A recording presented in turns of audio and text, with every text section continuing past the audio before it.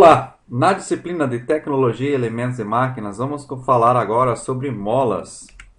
As molas que a gente conhece, visualiza em algumas máquinas, em alguns veículos, elas têm alguma classificação. A classificação das molas, primeiramente, se são molas cilíndricas na forma helicoidal. Na verdade, esse estilo de mola na forma helicoidal, um helicoide, é o que a gente mais define como sendo uma mola.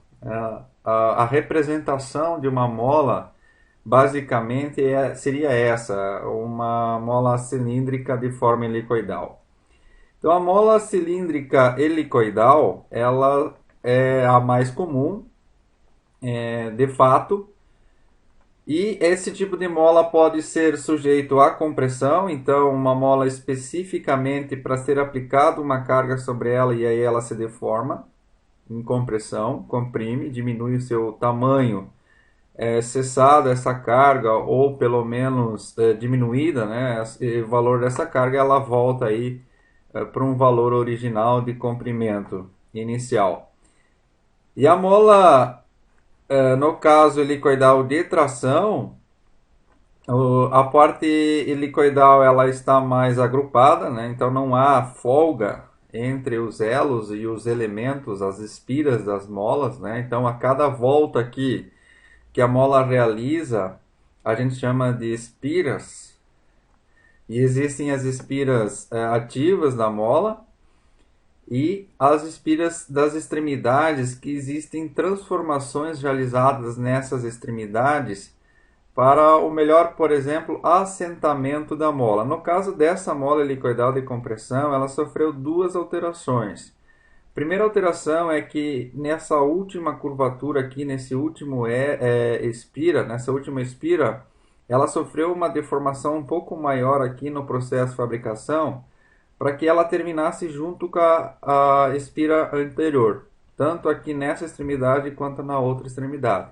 Então já tem essa primeira alteração, que é uma deformação aqui que ela sofreu, uma deformação plástica, para ela ficar dessa forma aqui, com esse última espira encostando na espira anterior. Isso reforça um pouco a mola nessa parte superior, possibilita um melhor assento da mola, mas no caso elimina uma espira ativa da mola e depois nós vamos ver o que isso influencia na rigidez da mola.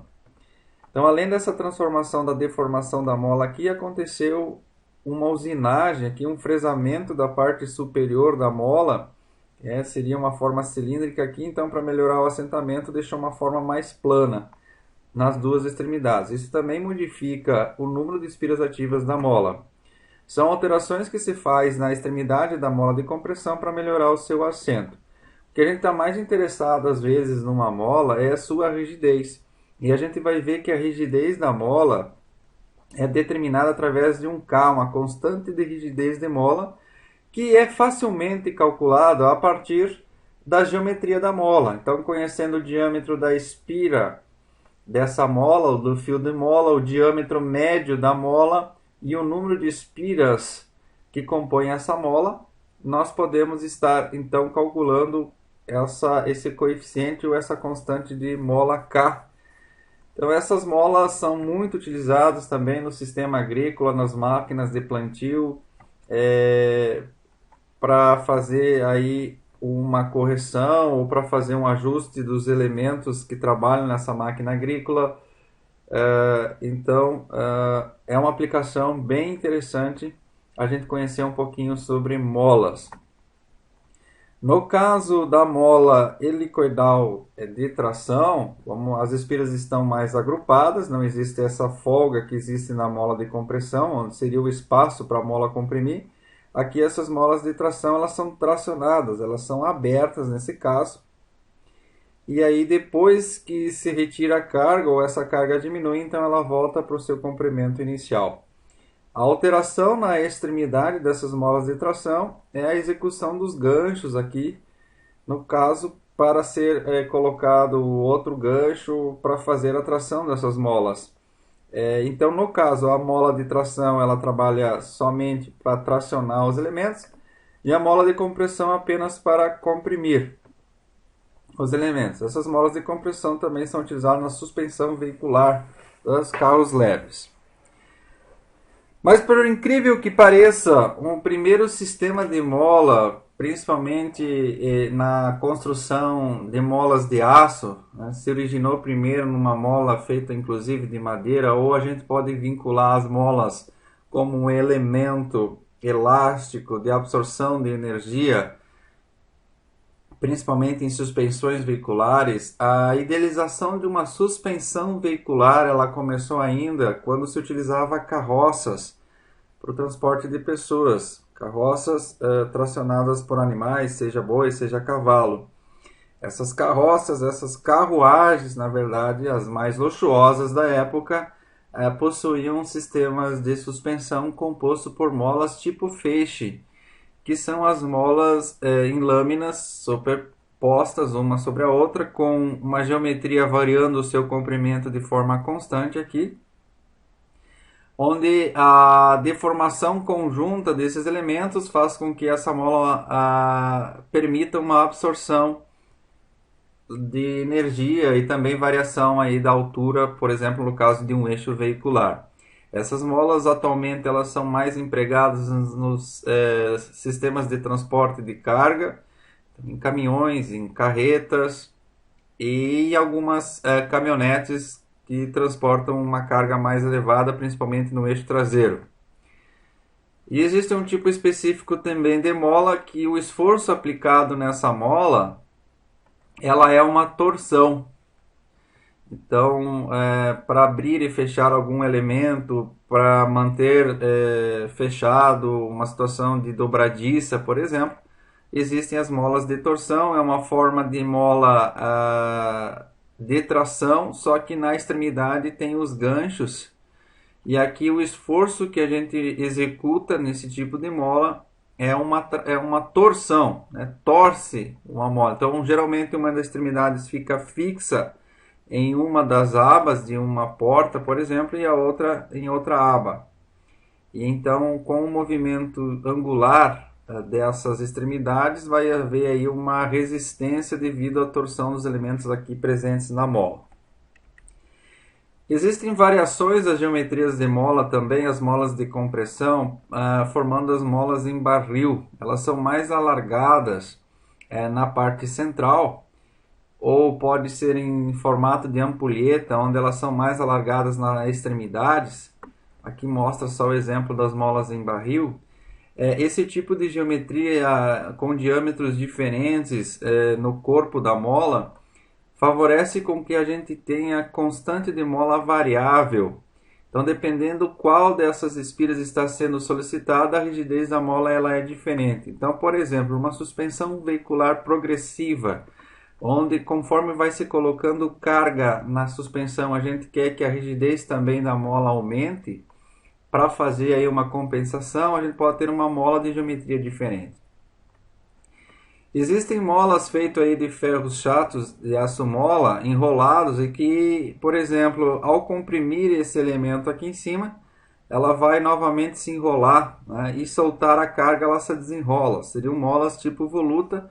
Existem aplicações específicas para esse tipo de mola. E as molas tipo prato, Belleville, que são conhecidas, então são formas de arruela com a parte central um pouco mais aprofundada do que as laterais, formando um conjunto de molas ou molas individuais. Você pode associar aqui diversas arruelas não lisas, mas com esse formato aqui meio que abaulado na parte central, compondo aí uma espécie de mola. Esse tipo de molas, geralmente, esse tipo de arruelas também ajudam a manter preso, fixo alguns tipos de parafuso, porque ao apertar você cria uma certa pressão nessa mola e ela vai criar uma resistência, e essa resistência faz com que não haja o afrouxamento dos parafusos. Mas existem outras aplicações específicas para esse tipo de mola, por exemplo, nas embreagens. A gente já vai ver esse exemplo. Então, as molas são elementos elásticos capazes de promover uma força ou armazenar uma energia. Então, tem situações que a gente precisa dessa mola para pressionar alguma coisa, para empurrar alguma coisa, para manter pressionado alguma coisa numa válvula, por exemplo, ou armazenar uma certa quantidade de energia, por exemplo, no caso das suspensões veiculares, a energia de um impacto ou mesmo do andar sobre uma pista, uma rodovia com irregularidades pode provocar aí uma vibração. Essa energia de vibração ela é armazenada nessa mola como uma forma de absorver essa energia e depois ela também vai ser dissipada através do elemento amortecedor. Então, no caso aqui, um exemplo específico de aplicação de mola, a mola está aqui dentro numa válvula de retrocesso, por exemplo, de descarga. Então, quando você pressiona aqui a descarga do banheiro, quem que faz o retorno dessa válvula? Né? Uma mola. Então, um retorno, senão a gente teria que aplicar a carga aqui para fazer o acionamento desta válvula e depois, desejado em um período de tempo, você teria que puxar novamente essa válvula e manter um sistema mecânico de engate para que ela não ficasse abrindo ou fechando, por exemplo. Com qualquer valorzinho de carga, ela teria problemas aí na vedação. Então existe aí uma mola aqui no caso para fazer o retrocesso da válvula e uma mola pressionando os elementos de vedação contra as paredes aqui da tubulação para facilitar a vedação. As molas no sistema automotivo absorvendo energia nas suspensões veiculares. Aqui as molas no elemento mecânico que a gente chama de selo mecânico. Então nas bombas d'água, em algumas bombas de óleo, onde a pressão ela é elevada e a gente não quer um vazamento do fluido pelo eixo, e esse eixo às vezes é rotativo, então a gente coloca aí um selo mecânico. Esses selos mecânicos são elementos que têm diversos tipos de construção e que a maioria deles são confeccionados com uma capa metálica e uma espécie de elemento de borracha, e esse elemento de borracha fica pressionado contra as paredes através de uma mola. Então você monta esse selo mecânico no eixo. Aqui tem uma ilustração da montagem do selo mecânico no eixo. Então veja que tem os elementos vedantes, aqui são os anéis de vedação.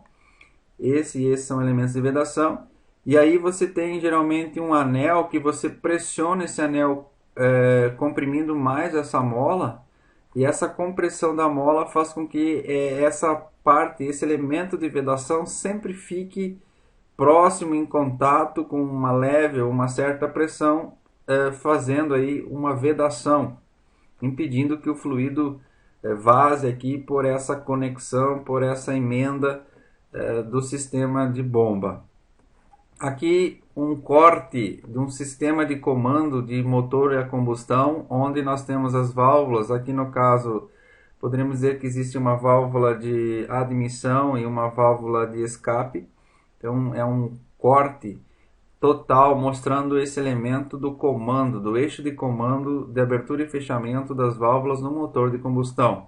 Então aqui nós temos o canal do duto de admissão e essa válvula aqui ela está sendo mantida fechada, né? Então ela é uma parte metálica assentada no seu assento de válvulas aqui no motor a combustão, e essa mola aqui mantém então essa válvula aqui nessa posição superior, puxando, né? A mola puxa.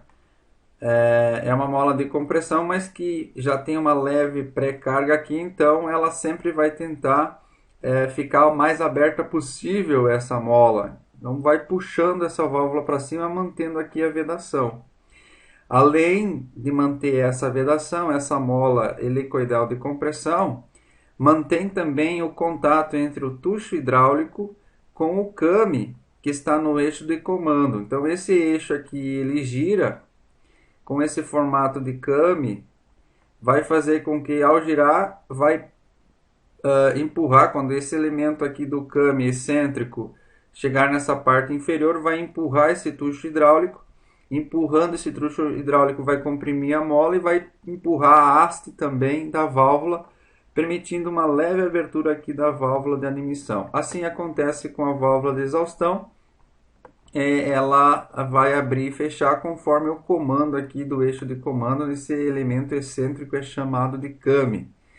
Esse tucho hidráulico é um elemento que tem óleo geralmente na parte interna para diminuir a vibração e os impactos em altas velocidades, por exemplo. Mas essa mola aqui, voltando à questão da mola, tem as duas funções, que é manter a válvula fechada, né, pressionada no seu assento, e também manter o contato desse elemento aqui do tucho hidráulico no kame, né, porque senão, com o próprio peso do elemento aqui, ele estaria sempre mais para baixo, não estaria lendo exatamente a superfície aqui de contato do kame para fazer a abertura e fechamento das válvulas de uma forma bem síncrona. É necessário que isso aconteça exatamente, né, num tempo específico, no tempo de ignição, atrasado, adiantado, no ponto morto superior do pistão, é necessário que abra ou feche a válvula. Então esse funcionamento precisa ser bem sincronizado com a rotação do virabrequim, do movimento do pistão, e isso é assegurado com essa mola. Trazendo aqui os tipos de mola de forma mais específica, então a mola helicoidal de compressão, geralmente a mola fica no seu comprimento livre, essa posição aberta, e daí quando se pressiona ela vai se fechando, até que todos esses elos ou as espiras se encostem uma na outra. Quando a gente tem essa situação de fechamento total da mola, pode ser que haja já uma falha na mola por conta do grande esforço provocado aí para o fechamento da mola. Então o ideal de uma mola de compressão não é fechar totalmente. Então, nos nossos projetos a gente tem que verificar se a mola está sendo fechada totalmente. Inclusive no projeto da mola se faz uma análise do funcionamento normal da mola e se ela fechar totalmente, qual a condição que vai gerar em termos de tensão para ruptura ou uma grande deformação plástica nessa mola que, abrindo e fechando diversas vezes, nós vamos ter um processo de nucleação de trincas nessa mola, que é chamado a fadiga, né? E a fadiga pode gerar uma falha nessa mola. Além da geometria da mola ser variável, ser a mais alargada na parte central ou na parte das extremidades, nós temos também a variação do passo dessas molas. Então, um passo mais distante aqui na parte central da mola também faz com que essa mola tenha uma constante variável ao longo do seu curso. Então, fornecem força de compressão e são capazes de grandes deflexões, né? Então, quando a gente aplica aqui uma carga de compressão, ela vai armazenar essa energia da carga de compressão, e quando a gente cessa essa carga, ela volta ou ela empurra o elemento na sua posição original. É uma mola cônica helicoidal que apresenta uma rigidez não linear, ou seja, vai aumentando conforme a gente vai pressionando aqui. Então, geralmente as molas veiculares elas têm um diâmetro diferente na parte superior e na parte inferior por conta disso, para tentar ter valores de constante de rigidez diferentes para cada situação de compressão da mola. Uma bola de barril, alteração da frequência natural nas molas não convencionais, às vezes a gente tem problema das molas precisam estar aí abrindo e fechando numa frequência muito alta, até as molas, no caso ali mostradas no sistema de eixo de comando veicular, a rotação envolvida nesses elementos são altas, então a mola acaba abrindo e fechando diversas vezes numa unidade de tempo, por exemplo, segundos. Então, por exemplo, 10 a 20 vezes abrindo e fechando por segundo. A gente diz que a frequência aí que ela está operando é de 10 a 20 Hz. Mas nós podemos ter molas operando em frequências bem maiores, 100 Hz, 200 Hz, ou seja, abrindo e fechando nessas frequências. E essas frequências mais altas são frequências que coincidem com as frequências naturais, que têm esses elementos de mola, e quando algo é excitado na sua frequência natural, ele acaba vibrando com alta amplitude. Então, no caso de uma mola vibrando na sua frequência natural, ela vai ter altas amplitudes de vibração, ou seja, ela vai se abrir e fechar automaticamente, às vezes ao contrário do comando colocado ali. Então, no caso do eixo de comando mostrado anteriormente, quando a mola é necessário empurrar o elemento, ela está se fechando ainda por conta dessa questão de vibração. Então, se muda um pouco a geometria das molas, principalmente na parte interna, para se alterar essa frequência natural e sair da faixa de operação. A mola de tração, ela tem uma tração em um intervalo amplo de carga e deflexão. A gente pode estar usando fios de forma redonda ou retangular, nas molas helicoidais também. Geralmente o fio de mola ele tem a geometria circular, né? Ele é redondo, mas pode ser de forma retangular. As molas que têm o fio de forma retangular, elas são molas que você pode fazer de pequeno diâmetro, mas vão apresentar uma rigidez maior e uma resistência mecânica maior também. Então aqui nesse caso nós temos uma constante de mola K fixa, porque a geometria ela é igual ao longo da mola. E a questão do gancho aqui, o gancho é uma situação da mola que é o mais fraco. Então no caso do projeto dessas molas de tração, a gente começa projetando pelo gancho. Se o gancho resistir à flexão que vai acontecer aqui nos pontos ou uma torção, se determina qual que é o diâmetro do arame da mola, né? Para não haver falha, porque é o gancho que falha primeiramente. Então as molas de torção enrolada da mesma forma que a mola helicoidal, certo? E no entanto o esforço é transferido como torque. Então na mola de compressão a gente comprime a mola, na mola de tração a gente traciona a mola, e no caso as molas de torção ela vai sofrer aqui uma torção, uma extremidade com a outra vai ter aí um desvio angular. As molas tipo prato promovem geralmente uma força de compressão, ou seja, você comprime essas molas e elas tendem a retornar na sua posição normal. Utilizadas geralmente por um carregamento axial em eixos, então na direção do eixo. Mola de prato membrana, uma aplicação bem interessante desse tipo de molas é nas embreagens veiculares.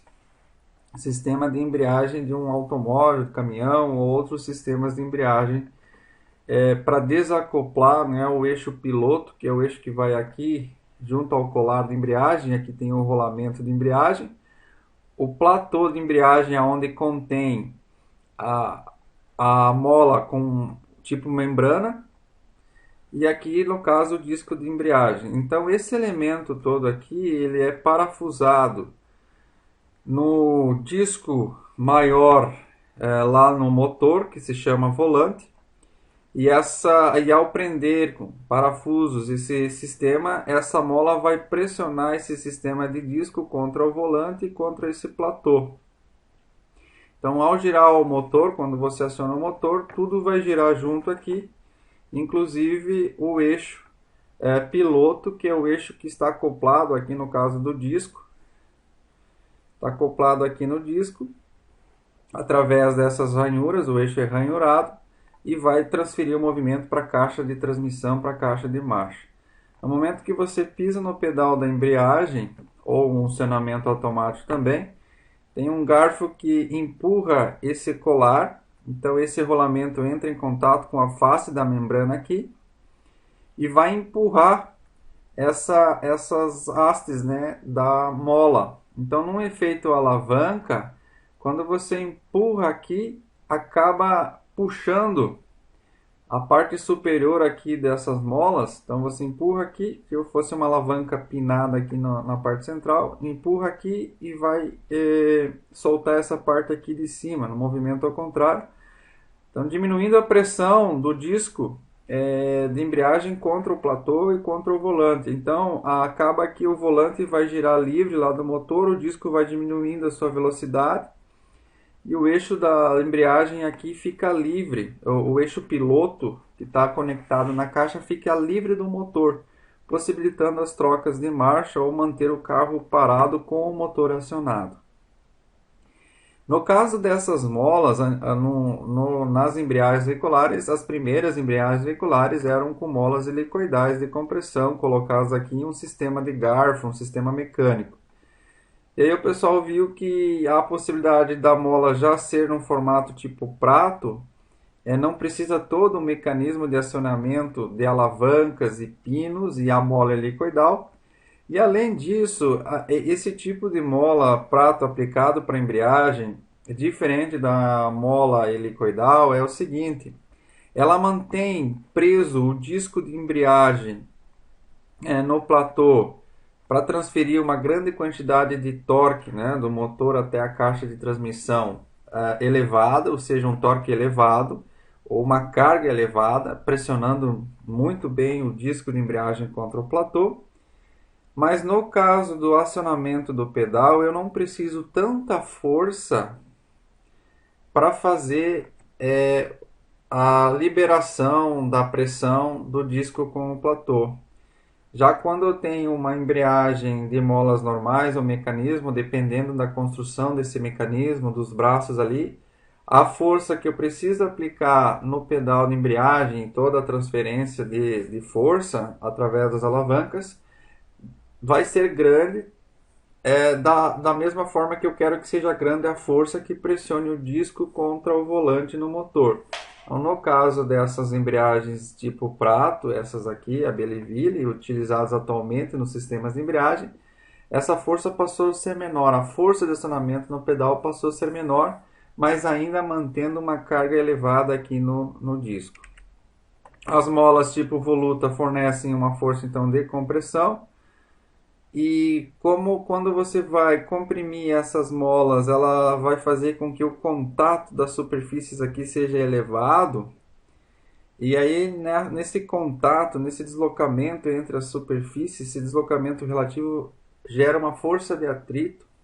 E essa força de atrito e a deformação interna do elemento aqui, dessas peças, vai causar uma certa dissipação de energia, que seria vinculado como se nós tivéssemos um amortecedor junto com a mola. Então não só é um elemento mola, mas tipo também é um amortecedor.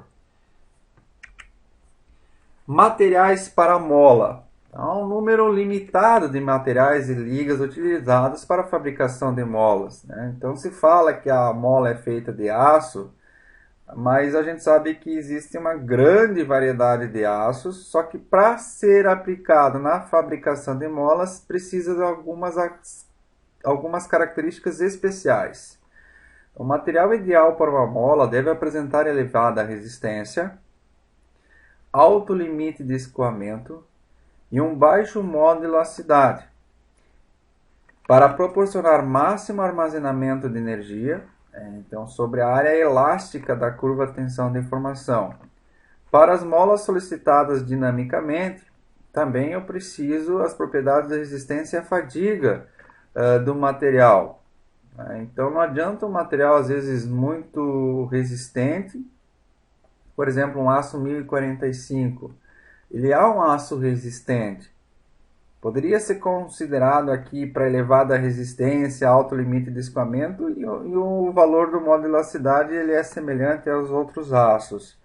Mas em termos de fadiga, já não tem tanta resistência como um específico para mola. E o material que é produzido para a mola, principalmente as molas de tração e as molas de compressão, elas são construídas através do que a gente chama de fios de mola, ou arame circular, que é seguramente o material mais comum para molas. É disponível uma seleção de ligas em uma faixa extensa de diâmetros. O arame retangular também é disponível em certos tamanhos. Então nós temos aqui algumas classificações dos materiais utilizados para mola, classificações da norma STM. Então nós temos o fio de mola A227, A228, A229, A230 e outros também que são utilizados. O material Ele, no caso 227, é um fio repuxado a frio, então ele foi encruado, ou seja, se teve uma deformação grande no processo de fabricação e aumentando a resistência desse material. O A228, ele é conhecido como fio musical, então a gente não pode estranhar quando a gente ouvir falar que a mola foi feita através de um fio musical. O que significa isso? Musical está vinculado às hastes dos pianos, que precisam uma rigidez muito elevada, são usados esse tipo de material para a construção aí das hastes de acionamento do piano. Você tecla lá no piano, você vai escutar uma nota musical, enfim, e a construção disso é feita através dos fios musicais, que tem uma certa propriedade, uma certa resistência. Nós vemos aqui do lado uma equivalência desses materiais com a norma SAE. Veja que eu não tenho ainda um material ligado, é aço puro, mas com uma quantidade grande de carbono. Como a gente mencionou anteriormente, o 1045 já tem uma resistência mecânica elevada, mas no caso da mola eu preciso mais ainda. Então, os aços recomendados para a mola são acima aí de 0,66% de carbono, que na sua designação da SAE é o 1066. No caso, a 227 é um fio de mola mais barato e de uso mais geral, adequado para carregamento, porém inadequado para carga de fadiga ou impacto. E o intervalo de temperaturas vai de 0 a 120 graus Celsius. Então tem uma faixa de temperatura que eu devo respeitar. O 1085, o próprio fio musical, ele é um material mais tenaz e de uso mais generalizado para molas de pequenas espiras, resistente à tração e à fadiga. A temperatura também é 0 a 120 graus. O 1065, mas no caso revenido, né, sofreu um tratamento térmico e é um aço de uso geral para molas, menos custoso e disponível em tamanhos maiores que os fios musicais. Adequado para cargas estáticas, inadequado para carga de fadiga, mas a sua temperatura é de 0 a 180 graus, aumentou um pouco a faixa. O 1070, ele revenido em óleo, qualidade de mola para válvula, adequado para carga de fadiga. Então o 1070 já é adequado para carga de fadiga. E nós temos as ligas. Por exemplo, uma liga 232, que equivale ao 6150, que é um aço cromovanádio. Então, a liga mais popular de aço para mola. Qualidade de mola para válvula, adequado para carga de fadiga. O cromo e o vanádio asseguram uma boa resistência à fadiga. Também boas cargas de choque e impacto. Temperaturas bem mais elevadas do que os 180 graus até 220 graus. O aço inoxidável, aplicação para fadiga, em algumas situações específicas, contra a oxidação. Cromo de silício, qualidade de mola de válvula, adequado para carregamento e fadiga. Segunda, resistência mais alta para o fio musical e tem resistência mais elevada à temperatura máxima de 220 graus. Temos outros materiais, por exemplo, latão de mola, que é uma baixa resistência, mas tem boa resistência à corrosão. Fósforo e bronze, resistência mais alta que o do latão, melhor resistência à fadiga e boa resistência à corrosão. Não tem tratamento térmico. Berilo e cobre, resistência maior que a do latão, melhor resistência à fadiga, boa resistência à corrosão, pode ser tratado termicamente ou dobrado ao longo dos grãos. Tem marcas registradas específicas para alguns materiais de molas que também a gente pode estar pesquisando depois. Interessante no caso de aplicação de molas é que a resistência mínima de tração dos fios de mola depende do diâmetro do fio. Então, conforme vai aumentando o diâmetro do fio aqui, a gente vai percebendo que a resistência mecânica da maioria dos materiais aqui se altera. Menos esse do Inconel, que é a marca registrada para um tipo específico de material. Mas todos eles aqui, o material acaba diminuindo a sua resistência mecânica conforme vai aumentando o seu tamanho. Por que isso?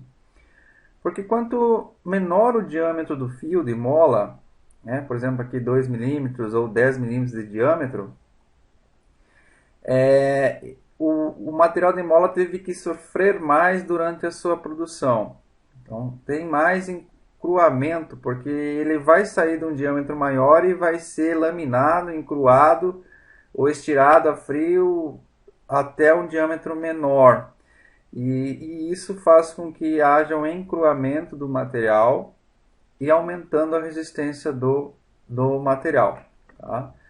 Então, a gente pode estar consultando essas tabelas para verificar qual que é a resistência à tração oferecida por um tipo de material, mas lembrando que depende então do diâmetro do fio de mola.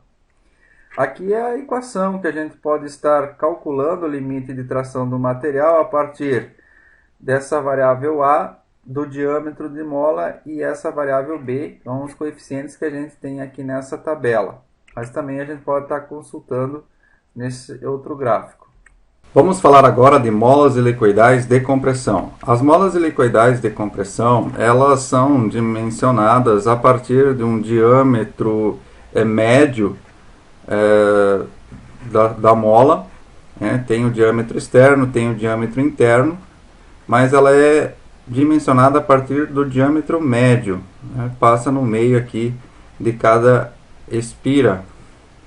Existe o passo da mola e um comprimento da mola com ela sem carga, o comprimento livre da mola, e o diâmetro do arame. Então, quando a gente for especificar uma mola, é muito importante que contenha essas informações, do diâmetro, diâmetro interno, diâmetro externo, passo, diâmetro do arame e o comprimento livre da mola. A questão do passo e o comprimento livre da mola estão também vinculados ao número total de espiras que tem a nossa mola. Então, quantas voltas ela dá completa. O interessante é que as molas, elas não necessariamente têm um número inteiro de voltas. A gente pode contar o número de voltas a partir de 1/4 de volta, meia volta, 3/4 de volta ou uma volta total, completa.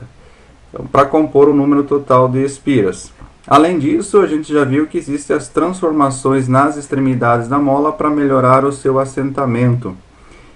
Nesse caso, houve então um encruamento dessas últimas duas espiras, e além disso o fresamento. Então houve uma alteração na extremidade que desconta do número total de espiras 2.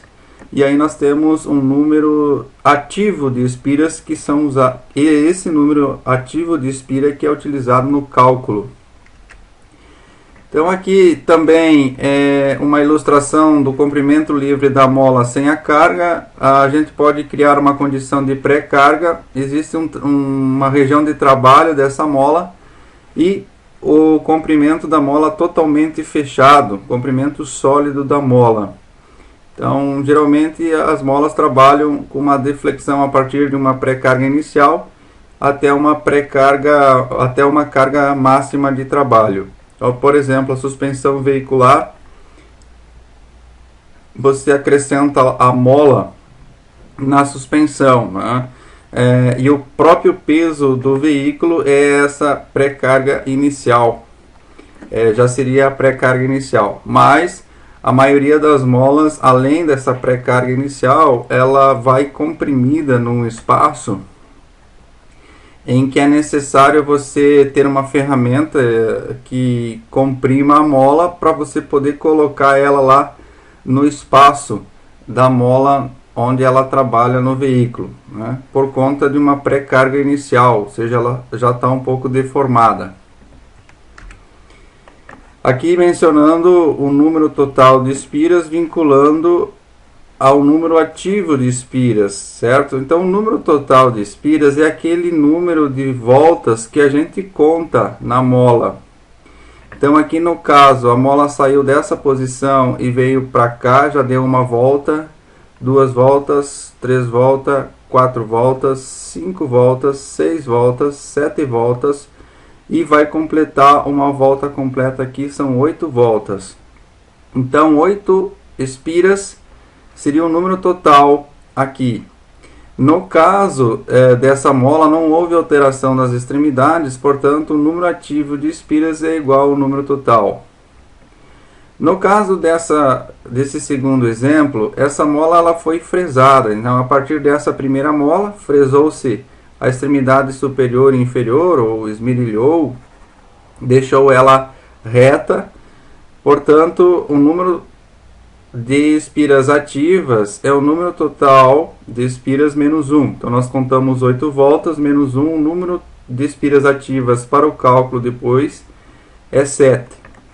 E existem essas duas situações: ou você apenas deforma a mola, ou além de deformar a mola, né, para os dois últimos elos aqui, espiras ficarem encostadas, aumentando a resistência da mola no assentamento, também tem a possibilidade de a gente fazer o fresamento aqui da superfície. O mais comum de encontrar molas helicoidais de compressão é dessa forma aqui, onde o número de espiras ativas vai ser o número total de espiras menos 2, ou seja, nós contamos 8 menos 2, seriam 6 espiras ativas no caso dessa mola para o cálculo da rigidez.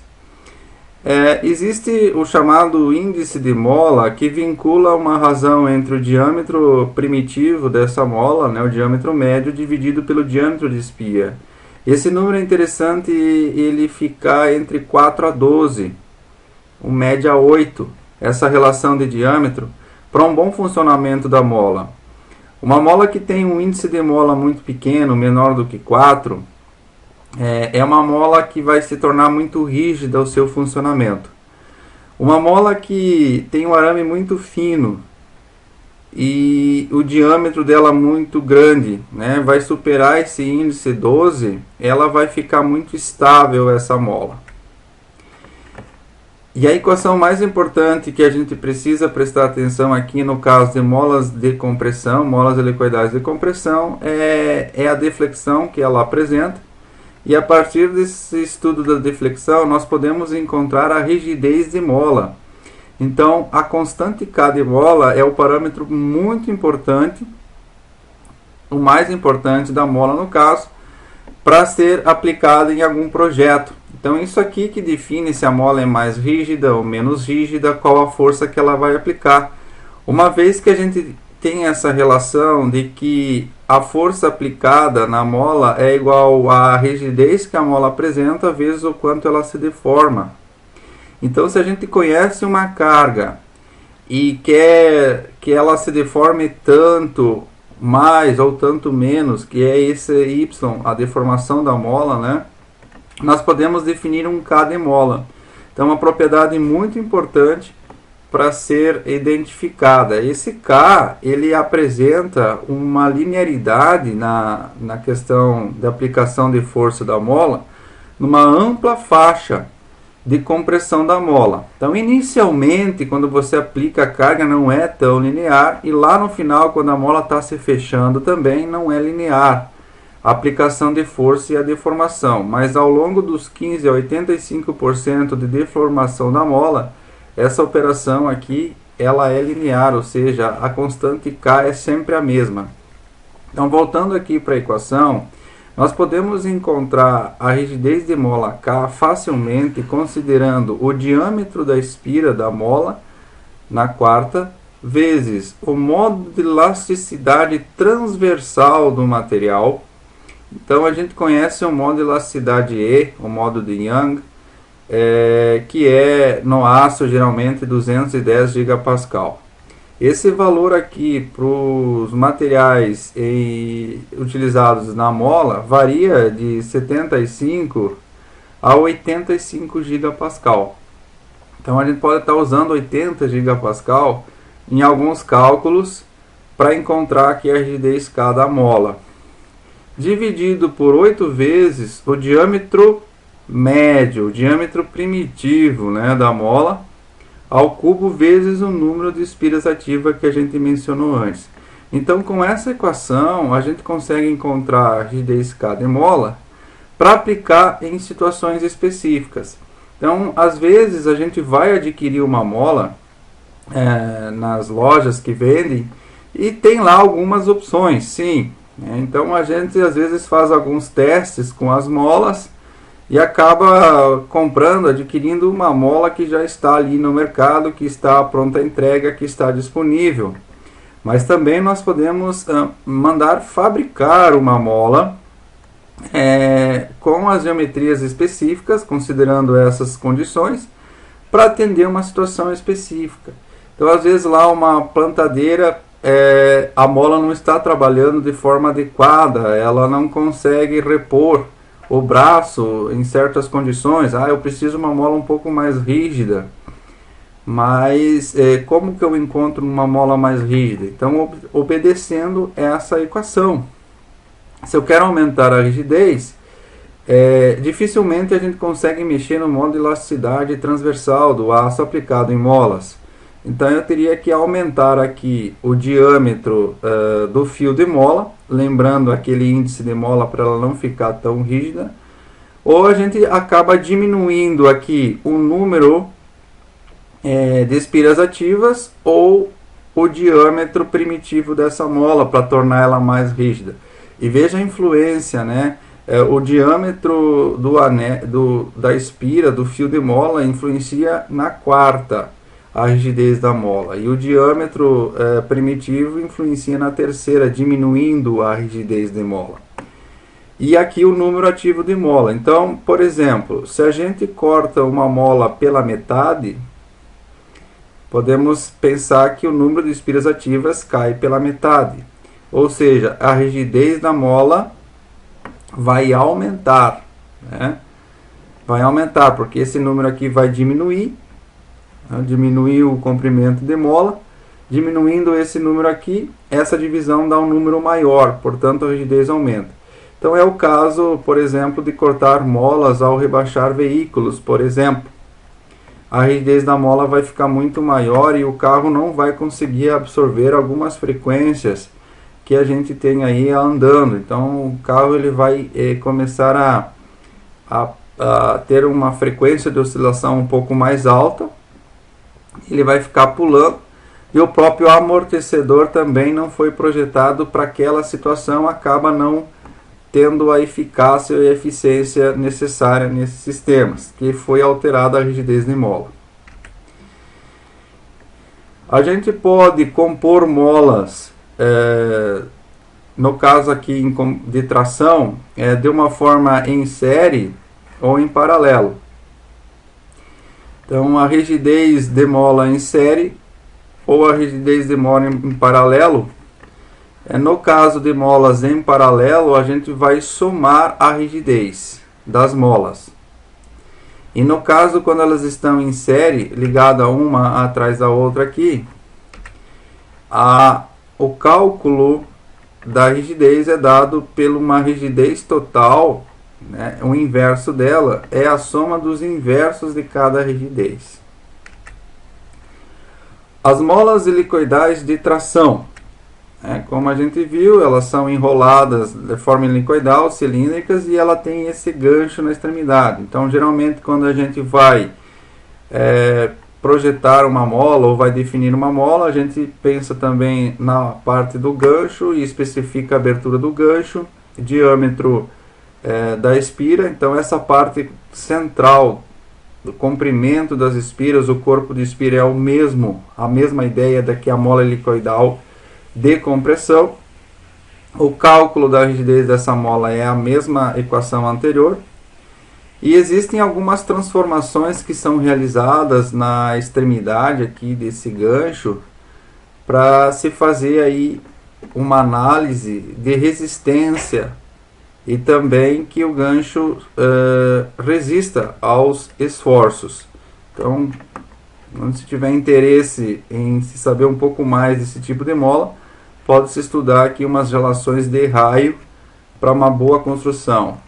E além disso, existem as alterações dos ganchos, né? Um meio gancho aqui, um gancho total, ou um gancho duplo completo.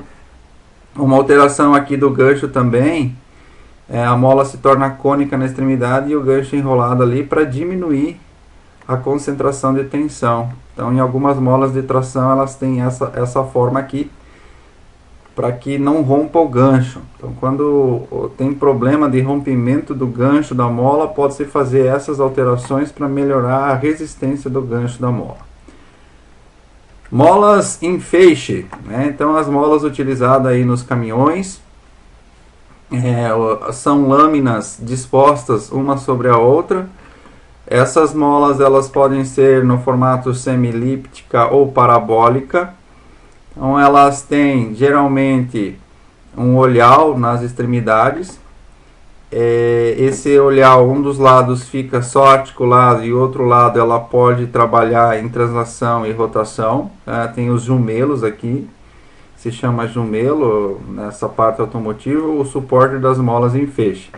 Temos os grampos de alinhamento das molas e nós temos aqui a espiga central, que é um parafuso central que faz aqui a pressão necessária para manter unida todos os feixes de mola nesse caso. Então existe aqui uma preocupação importante com esse pino em relação ao diâmetro da cabeça do pino, o quanto que ele ocupa em termos de área de cada lâmina.